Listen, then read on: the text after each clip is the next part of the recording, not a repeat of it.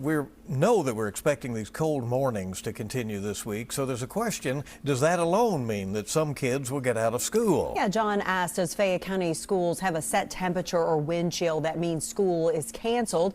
Here's our Victor Puente with the answer to that good question. Well, they do have a temperature they look at, but it doesn't mean they'll automatically close schools. A spokesperson with Fayette County Schools tells me if we expect a wind chill of -10 degrees, that's when they'll evaluate a temperature-related closing. Notice they didn't say it would automatically be a closing. There is no state law or policy that mandates when schools must close for the cold.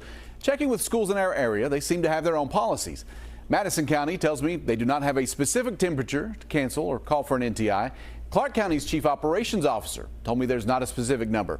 He did say they consider things like the actual temperature, the wind chill, warnings issued from the National Weather Service, and if there's snow already on the grounds and roads, and if that will impact buses. So a couple of different things to take into consideration there. If you have a good question, just email us, goodquestion@wkyt.com. I'll see you on WKYT Mornings.